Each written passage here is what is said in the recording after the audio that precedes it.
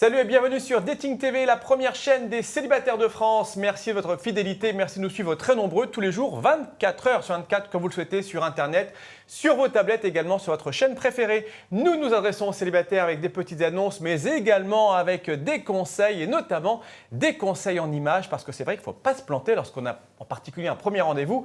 Il faut arriver bien sûr de soi et pas commettre d'impair. Alors pour vous aider, notre spécialiste, notre conseiller en images, c'est Mademoiselle Charlotte. Bonjour Mademoiselle Charlotte.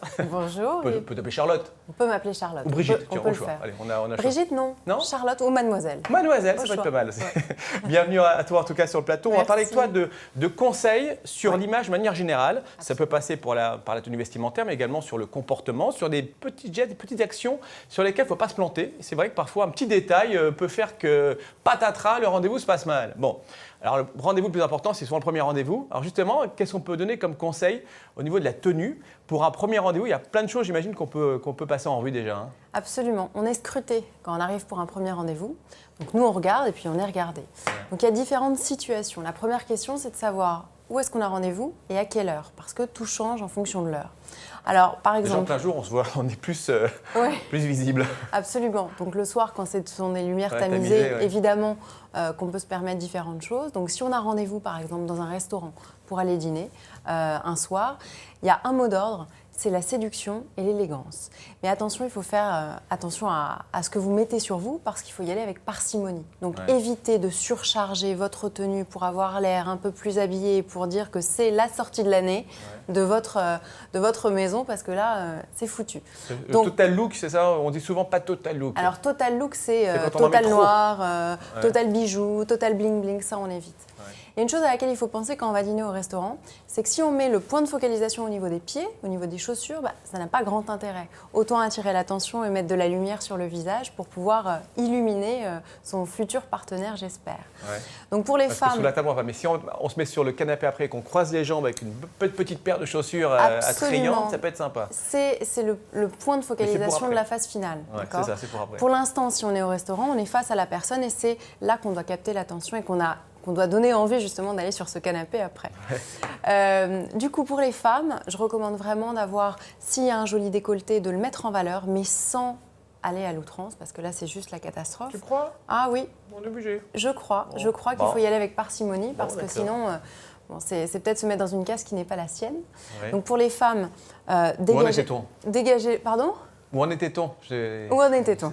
C'est très très fin. Pour les femmes, dégagez le cou de façon à élancer votre port de tête parce que ça, ce sera un atout.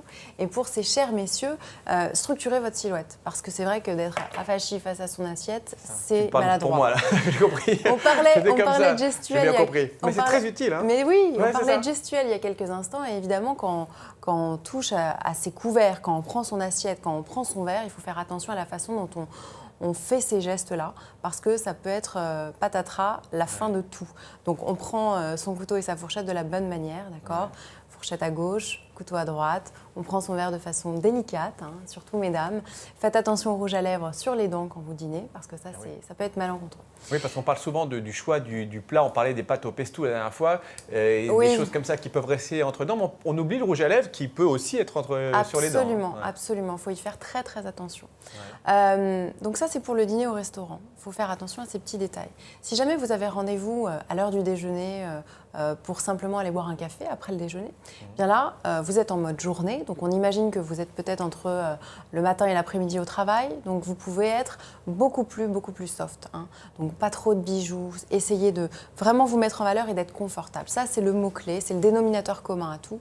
Être confortable, se sentir bien. Parce que si on est engoncé dans une veste, si on se sent mal, c'est la fin de tout. Et le message qu'on va envoyer va être le mauvais. D'accord ? Donc on ne va pas recevoir ce qu'on attend. Peut-être on est plus à l'aise pour un café parce que l'histoire du repas où il ne faut pas se tromper, quand on prend le couteau, on peut être un peu déconcentré en disant est-ce que c'est du bon côté? Est-ce que le verre, est-ce que je ne fais pas de bruit quand je mange? Je pense un café, on est tranquille, quoi. Oui, un café, sauf si on le renverse sur soi, d'accord. Oui, il y a ça aussi peut-être. Un café, c'est clair que c'est plus tranquille, c'est moins long. Donc quand en termes de test pour la personne qu'on a en face de soi. Si on est rapidement saoulé, ça peut être plus simple. Ouais. Mais à côté de ça, ça nécessite aussi d'être totalement à l'écoute de l'autre, de faire passer les bons messages dans un temps qui est plus restreint et de véhiculer une image qui va être tout aussi positive. D'accord ? Donc ça, c'est très important aussi. Donc un peu plus cool, en journée. Et là, faites attention parce que là, c'est en plein jour. Donc les lumières tamisées, rien cacher. Et puis, dernière solution, dans un bar un peu trendy, là, du coup, le bar, on se lève, le bar, on est assis, on peut être parfois un peu avachi, parfois accoudé au bar. Et donc là, il faut faire attention à toute sa tenue. Donc, ayez un point de focalisation. Ce que j'appelle un point de focalisation, c'est là où vous voulez attirer l'attention. Ces boucles d'oreilles sont un point de focalisation aujourd'hui. J'imagine que les hommes en ont un autre. Mais bon, chacun son point de focalisation. Mais le point de focalisation sur soi. Il faut travailler le sien. Ensuite, on sera attiré par celui de l'autre. C'est une autre version de la chose. D'accord, ça marche. Merci beaucoup en tout cas Charlotte pour ces bons conseils pour le premier rendez-vous où il y a beaucoup de choses à voir, mais finalement, allez, soyons naturels, mais en faisant attention quand même d'arriver avec toutes les chances possibles pour que ça se passe bien. Merci, à très vite pour d'autres conseils en images pour nos amis qui nous regardent et rendez-vous prochainement pour d'autres conseils dans un instant. La suite des programmes sur Dating TV. Salut.